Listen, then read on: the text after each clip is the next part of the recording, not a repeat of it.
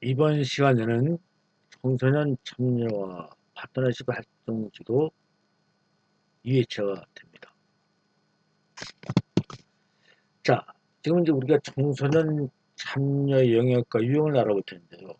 우리가 지금까지 청소년 참여가 도대체 뭐냐, 참여 의미에 대해서 이제 우리가 지난 시간에 알아보았습니다만, 다시 한번 그 참여 의미를 되짚어 보도록 하겠습니다.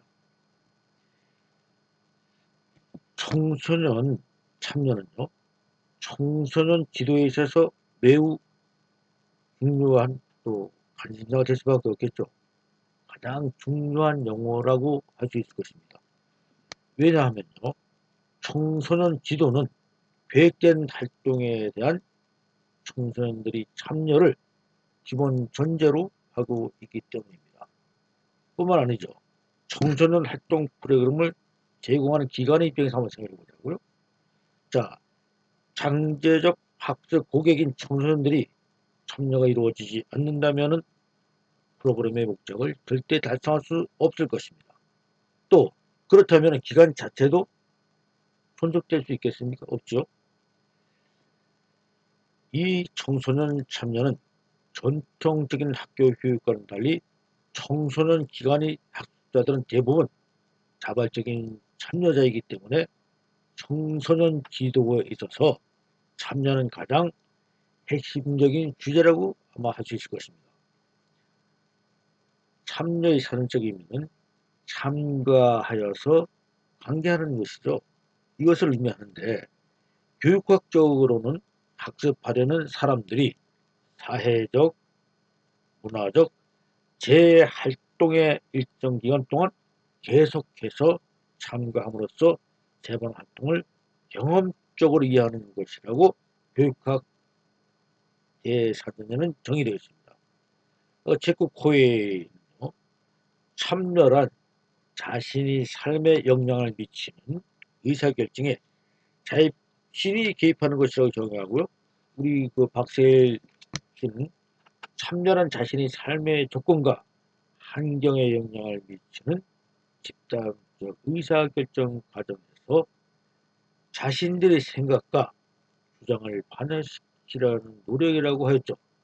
그래서 이번은 특히 청소년 참여에 대해서는요, 청소년들이 삶의 조건과 환경에 영향을 미치는 국가 정책의 결정을, 지역 사회의 각종 결정, 학교 혹은 가정의 여러 결정 과정에 청소년들이 스스로의 생각과 주장을 가지고 참여하여 정책 결정에 영향을 미치려는 노력이라고 정의하고 있습니다. 이렇게 참여는 계획적인 발달과 자기 표현의 수단이므로 청소년들도 자신들이 생각을 발전시킬 기회를 가져야 하고요. 스스로 책임감을 갖고 미래 사회에서 선택하는 걸 배워야 한다고 하죠. 지난 시간에 우리 허트의 교육을 했잖아요. 청소년 참여는 자신의 삶에 영향을 주는, 그리고 자신이 살고 있는 지역사회에 영향을 주는 의사결정을 공유하는 과정이라고 정의했잖아요. 그래서 참여에 대해 수준별로 구분하여 형태를 우리가 지난 시간에 알아봤죠. 자, 우리는 청소년의 참여가 왜 중요한지를 지금까지 알아봤고요. 이번 시간에는 그렇다면 청소년 참여의 영역과 유형이 도대체 무엇인가를 알아보는 그런 시간이 되는 것입니다. 자, 청소년 참여의 역할과 청소년 역할입니다. 청소년 참여의 영역은요, 청소년 참여의 영역은 청소년이 무엇에 참여하는 영역으로 볼 수가 있습니다. 청소년이 도대체 우리가 하는 것에서 무엇에 참여하는 것에 관한 것으로 볼 수 있는데요. 이를 좀 세부적으로 구분해 보면은 기준에 따라서 다양하게 제시될 수 있을 것입니다. 그래서 그러나 제도적인 측면이죠. 영역권은 가족, 제도적인 측면과 문제중심 측면으로 이거를 나누어서 생각하면요. 제도적 측면에서는 가족, 근린지역사회, 지역사회, 학교, 경제, 정치적 과정, 대중매체, 지역사회개발, 정부, 복지 서비스, 문화 등 다양한 형태로 이렇게 구분할 수가 있습니다. 그러나 문제 중심으로 본다면은 교육 문제, 환경 문제, 보건 문제, 이런 등등이 있을 수가 있겠죠. 여러 가지로 우리가 구분 기준에 따라서 다양하게 제시될 수 있을 것입니다. 우리나라에서는요, 청소년 참여에 대한 인식이 실상 부족하고 참여 활동이 미흡한 실정이죠. 그래서 청소년 참여를 활성화시켜야 할 정책적 필요성이 매우 크다고 합니다. 이러한 필요성에 따라서 청소년 참여 이 주요 정책 영역인 또래 중심의 참여, 지역 중심의 참여, 정책 과정 참여, 그리고 단체 자율 참여, 사이버 참여 등으로 구분할 수가 있고요.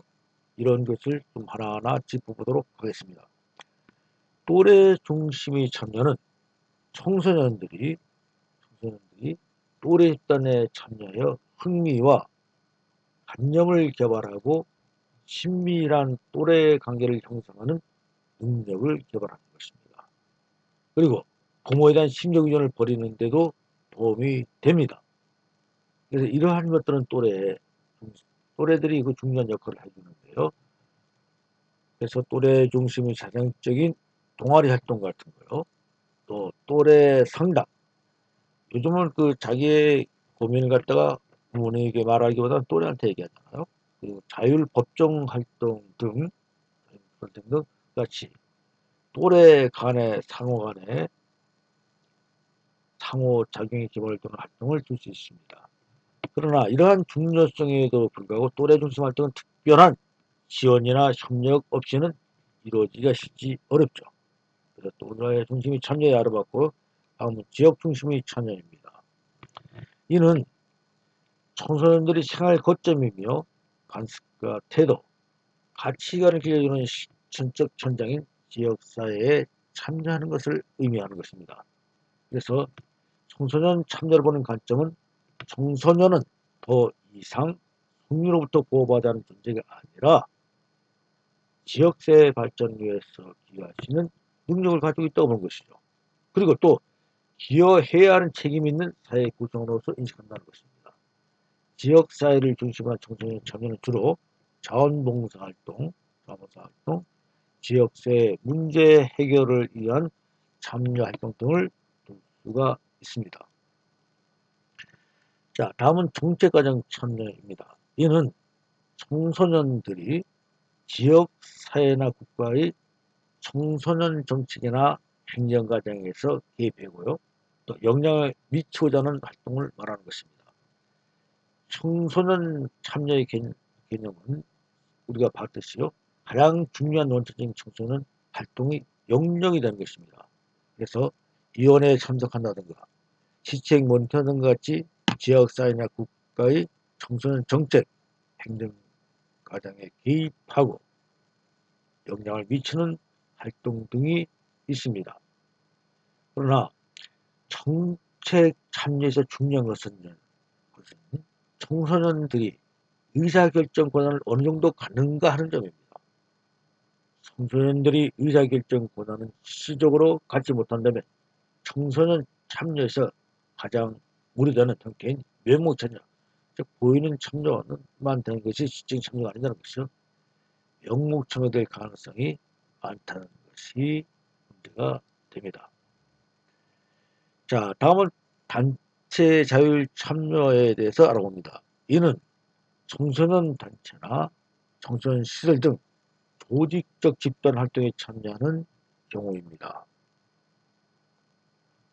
이런 활동에서는요, 청소년들이 단순한 프로그램이 쇠대가 아니라 프로그램을 기획하고 운영하는 등의 의사결정에 참여하거나 자율적인 활동을 기획, 운영하는 것을 의미하는 것입니다.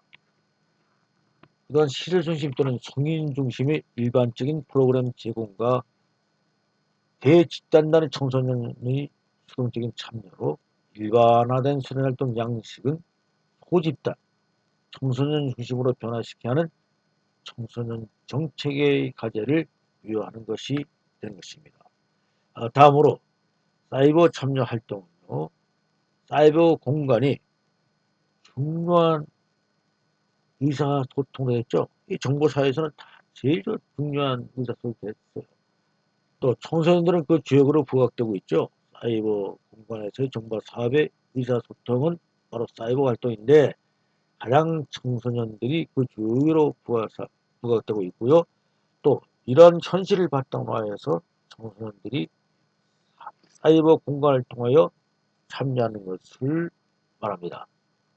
자, 예를 들어서요. 청소년 정책에 대한 의견을 제시하거나 또 청소년의 주요 관심사에 대한 토론 공간을 마련하는 등 이런 것들을 사이버 공간을 통해서 참여가 가능하다는 것입니다. 이런 것은요. 우리나라 청소년 참여에 대한 인식과 전형 활동이 미흡하여 청소년 참여를 활성화시켜야 할 정책적 필요성이 매우 크다고 생각할 수가 있습니다. 자, 그러면 다음은 청소년 참여의 영역에서 청소년 도대체 실질적으로 어떠한 역할을 하고 있는지를 알아보도록 하겠습니다. 이러한 청소년 참여 영역에서는요, 실질적으로 나타나는 것은요, 의사결정자를 비롯해서 기획자, 상담 또는 또래 지원자, 교육자, 및 평가자, 그 다음에 옹호자, 업무 담당자 등으로 구분할 수가 있는데요. 이것에 대해서 조금씩 짚어보도록 하겠습니다. 자, 제일 먼저 의사결정자로서의 역할은요. 청소년이 정책 과정이나 프로그램 수련의 활동에 참여해서 의사결정 권한을 행사하는 역할을 하는 것을 말합니다. 청소년들이 의사결정자로서 참여하는 경우는 위원회의 구성으로서의 성인들과 동등한 투표권을 행사하거나 청소년들로 구성된 자생적 조직에서 의사결정을 하는 경우에 의사결정자로서의 역할을 수행한 것으로 볼 수 있겠죠. 현실적으로요. 청소년들이 전적으로 의사결정의 권한을 갖는 것은 매우 드물기도 하고 또 뭐 좋은 방법도 아니겠죠. 의사결정 과정에 어느 정도 관여하는가 또는 의사결정 권한을 어느 정도 소요하는가 등이 청소년 참여의 정도로 파악하는 증거가 된다는 점에서 중요한 의미를 갖게 되는 것입니다. 의사결정 과정에 대해서 알아봤고요. 다음은 기획자로서의 역할입니다. 청소년들이 자신이나 또래를 위하여 고안된 프로그램의 활동을 기획하는 것을 지원하는 역할을 말하는 것입니다. 자, 청소년들이 성인과 함께 기획 활동에 참가해서요. 청소년들의 의견, 아이디어 등을 제시하고 반영하는 것을 말하죠. 청소년들이 기획자로서 참여하는 경우 청소년들이 자신들의 요구와 흥미, 관심을 반영할 수 있을 것입니다. 그리고 동시에 청소년 자체 참여한 청소년들이 주인의식을 개발할 수 있다는 커다란 장점이 있는 것입니다. 다음은 상담자 또는 또래 지원자의 역할입니다.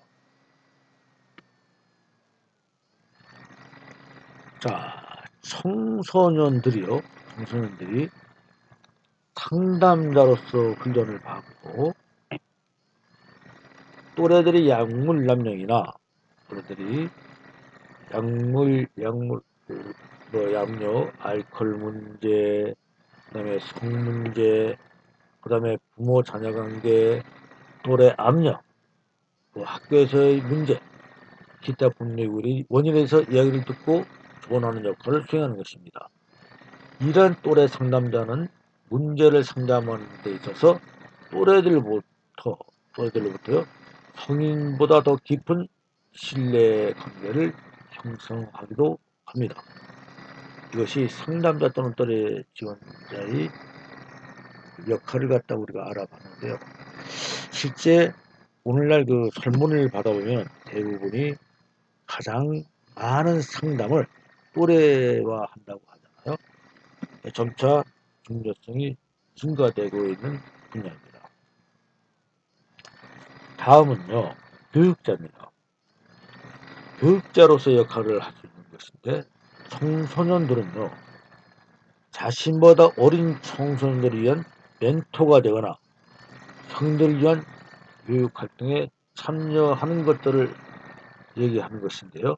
이런 예를 들어 청소년은 자기보다 어린 청소년들이 학습을 도와줄 수가 있죠. 그리고 문맹, 성인을 위한 교육 활동이 가능한 거고요. 컴퓨터 활용 교육 등의 교육자로서 참여하는 것을 의미하는 것입니다. 자, 저도 제가 자란 과정을 쭉 이렇게 생각해보면, 뭐 특별히 저는 이렇게 뭐 컴퓨터를 어떻게 배울 수가 있었겠습니까? 저는 뭐 컴퓨터를 배우는 수 있는 교육도 안 가져봤고요. 그러나 많은 것을 배우지 않았지만, 뭐 친구들을 통해서 자연히 했던 것이 많았어요. 그런 것이 바로 가만히 생각해 보면은 많은 또래들로부터 교육을 받았고요. 또 나와 비슷한 연령대인 그런 우리 어떤 동료 이런 분들로부터 교육을 받았습니다. 왜냐하면은 내가 어떠한 것을 배우고 익히기 위해서 다른 뭐 스승이나 부모님한테 이야기하기 어려운 점들이 있는데 뭐 따로들한테 얘기가 쉽죠. 또 친구들이 교육을 해주기도 하고 동료들이 교육자 역할을 해줄 수 있고 나도 또 그런 일들을 하는 거예요. 그래서 이러한 것들이 교육자로 역할을 하기가 청소년들은 더욱더 쉬울 것이다 하는 것입니다.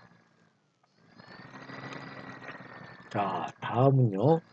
모니터 및 평가제에 대해서 생각해 보겠습니다.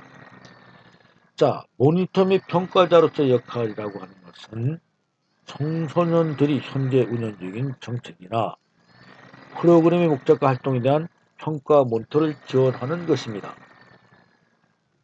이런 평가자로서의 활동은요, 기획 과정에 참여하는 경우에 더 잘 나타난다고 볼 수가 있는데 우리나라의 경우는요, 부정평가장 같은 것을 쓸 수 있겠죠. 구의 정책을 갖다가 평가해주고 또 이를 갖다 모니터하는 역할을 하는 것을 이야기하는 것입니다. 다음에는 옹호자로서의 역할입니다. 옹호한다. 청소년들이 자신의 권리를 주장하거나 시급한 사회 문제에 대해서 실천을 요구하는 것을 의미합니다. 청소년들이 뭐 공공집회라든가 캠페인, 정책 보고서 또 공공 토론등을 통해서 결집된 청소년 자신들의 요구를 주장하거나 지역사회 문제 등에 대해서도 주장을 정리하는 것을 이야기하는 것입니다. 이외에도 많은 것들이 있겠죠. 그래서 청소년들이 구체적으로 업무를 갖다가 위임받아 수행하는 업무 담당자도 있을 것이고요. 또 소득을 올리는 소득원으로서 역할을 하는 것도 다양한 많은 것들이 있을 것입니다. 지금 이 시간은 청소년 참여 영역에서 청소년들의 실질적인 역할은 무엇이며 그 내용이 무엇인가에 대해서 알아봤는데요. 이 역할이라는 것은 굉장히 중요하잖아요. 그래서 그 내용들을 우리가 조금 짚어봤는데 이 외에도 또 많은 역할이 있을 수 있죠.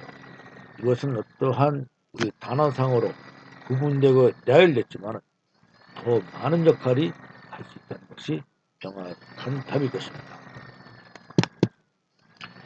자, 다음은요. 청소년 참여의 영역과 유형을 갖다 알아보는 시간입니다. 자, 체크 외에는요. 지역사회 청소년 참여 유형을 여기 지금 표와 같이 이러한 표와 같이 제시했는데요. 자, 여기에는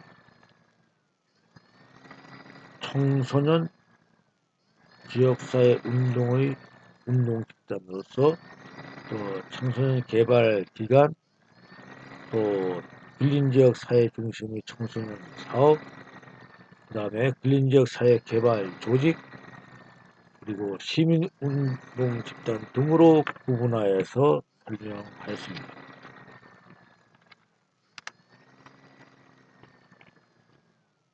자, 그리고요. 다시 청소년 참여 유형의 구분을 중에서 이를 또 지역사회 운동의 목적, 그 다음에 지역사회 구조와 문제 상황에 대한 가정, 그 다음에 기본 전략, 또 활동적인 실행과 역할, 그 다음에 중간 또는 단위 활동, 그리고 청소년 인구 집단의 개념, 그리고 청소년 역할에 대한 개념, 청소년 참여의 기법을 갖다가 나누어서 설명을 하였습니다. 간단히 한번 좀 살펴볼까요? 지역사회 운동의 목적은 이렇게 청소년의 자생적 조직은 사회 변화를 해서 청소년의 권한을 부여하는 것이고, 청소년 개발 기관은 청소년의 긍정적인 발달을 촉진한다고 얘기했고요. 그리고 근린 지역 사회 중심 청소년 사업은 청소년의 개발과 지역사회 개발을 동시에 추진하는 것이다 했고요. 근린지역 사회조직 개발 조직은 지역사회 운동의 목적으로서 지역 내에서 주택 공급, 경제적 물리적 개발을 하는 것이고요. 시민운동 집단은 사회 변화를 위해서 시민들에게 권한을 부여하는 것 등을 이야기하고 있습니다. 그래서 자, 오늘 하나하나 한번 짚어보도록 하겠습니다. 자, 자생적 청소년 조직이다. 이것은요, 청소년 조직은 지역사회 수준에서 청소년 주도로 자신을 조직하는 과정이라는 것입니다. 그래서 자생적인 청소년 조직을 할 수 있는데, 이러한 조직을 통하여서 청소년 스스로가 문제를 해결하고 또 프로그램을 기획하고 서비스를 제공할 수 있다는 것입니다. 우리나라 경우는 청소년 조직화는 대부분 자생적인 동아리 활동과 같은 형태로 나타납니다. 이러한 청소년 조직화는 청소년들이 집중되는 학교나 지역사회센터 등과 같은 기관에서 발생할 수 있죠. 그리고 청소년 자신에 대한 자생적인 것도 될 수가 있습니다. 자, 청소년들은 자생적인 조직화를 통해서 청소년들이 성인들이 지원을 얻을 수 있지만, 그러나 상대적으로 성인들로부터 독립을 유지할 수 있고요. 또 외부 기관으로부터 지원을 얻을 수 있지만 독립성을 상당히 유지할 수 있다는 것입니다. 이러한 자생적인 청소년 조직에서 청소년은 조직자, 옹호자, 운동가로서의 역할을 수행할 수 있다는 것입니다. 자, 다음은 청소년 개발 조직입니다. 청소년 개발 조직은요, 청소년의 결점을 극복하기 위한 것보다는 청소년의 긍정적인 발달을 촉진을 하기 위한 노력으로 정리되는 조직을 이야기하는 것입니다. 이러한 조직들은요, 청소년의 욕구를 충족하고 성인기를 준비하고 또 생산적인 삶을 살 수 있도록 청소년 자신이 자신감과 능력을 강화하는 환경을 조성하는 것을 목적으로 하는 것입니다. 이것은 가족, 친구, 이웃, 학교, 지역 사회 집단, 그리고 다른 자원을 중요한 것으로 인식하는 것입니다. 우리나라의 경우는요, 청소년 시설이나 청소년 단체를 예를 들었는데요. 이런 조직들은 청소년의 결점을 극복하기 위한 다른 것. 예컨대 가정폭력, 10대 인식, 알코올 및 알코올 남용, 학교 부적응, 청소년 비행 등 청소년의 경제 전성을 하는 것들과는 구분이 됩니다. 이러한 청소년 개발 조직에서 청소년들은 프로그램의 고객이 될 수 있고요. 다른 청소년들은 멘토 또는 후견인 또는 또래 상담 등의 역할을 할 수가 있는 것입니다. 다음은요. 빌린 지역 사회 중심 사업은요. 빌린 지역 사회 중심 청년 소년 사업은 청소년의 긍정적인 발달과 빌린 지역 사회 개발을 동시에 촉진하는 사업을 의미하는 것입니다. 그래서 여기에는 청소년들이 실제적 활동과 실질적 학습을 필요로 하고 빌린 지역 사회는 물리적 대상과 있는 서비스로 필요함으로써 이 두 가지 목적이 같은 프로그램에서 동시에 추구해야 되는 것으로 인식합니다. 우리나라의 경우는 예를 찾아보기 어려운데요. 지역사회 개발 사업에 청소년을 고용하여 구체적인 업무를 담당하게 하는 것입니다. 이런 방법을 통하여 청소년들이 신감 있는 작업에 참여할 기회를 제공하고요. 다양한 형태의 직무를 경험하게 하는 것입니다. 그리고 규칙과 근로습관을 개발하고 미래 취업을 준비하게 할 수 있습니다. 또한 교육적 측면에서는 독해나 쓰기 이런 기본적인 학습 기회를 제공하여서 직업적 성숙, 비판적인 사고 및 팀워크 등을 개발할 수가 있습니다. 이러한 빌린지역 사회 중심의 청소년 사업에는 청소년들이 때로는 위원회를 구성원으로 참여하거나 약간의 의사결정에 참여하기는 하지만 주로 고용된 사람으로서 건설자, 노동자, 학생 등의 역할을 수행해야 된다는 특징이 있는 것입니다. 자, 근린지역 사회개발 및 조직에 있어서 근린지역 사회 수준에서 주민들이 자신의 문제를 해결하고 프로그램을 제공하는 과정입니다. 주로 주택 재개발, 경제 개발, 물리적 환경 개선 등과 같은 다양한 활동이 포함되어 있습니다. 이러한 조직에서는 기본적으로 참여의 이념을 신명하며 리더십 개발의 중요성을 인식하고 인간 자원을 요구합니다. 그러나 대부분의 경우 청소년 참여를 촉진하는 데 별로 관심이 없습니다. 단지 고용이나 주택 관련 프로그램에서 청소년 참여에 관심이 있으나 실제적인 활동 참여에는 관심을 보이지 않습니다. 청소년들은 단지 고지라서 인식될 뿐입니다. 자, 마지막으로 시민운동 집단입니다. 시민운동은 지역사회 수준에서 보다 강력한 시민이나 조직을 형성하여 변화를 창출하는 것을 목표로 하죠. 이것을 조직화를 통해서 사람들의 삶을 개선할 수 있다고 확신하며 사람들이 자신의 힘을 더 잘 알게 하고 지역사회에서 권력 단계를 변화시킴으로써 가능하다고 믿는 것입니다. 시민운동을 통해서 참여자들에게 권력의 의미를 알게 해주고요. 사람들 사이의 권력 관계를 변화시키고 지역사회 변화를 창출할 수 있는 것입니다. 청소년들이 참여하기는 하지만 주로 성인들이 참여하고 또한 참여자들이 반드시 시민으로서의 역할을 완전하게 해야 하는 것은 아닙니다. 자, 지금은 이제 채권의 지역사회 청소년 참여 부분까지를 알아보았습니다. 자, 이것으로 이번 2회차 교육을 마치고 다음 시간에 여러분들을 뵙도록 하겠습니다. 수고 많으셨습니다.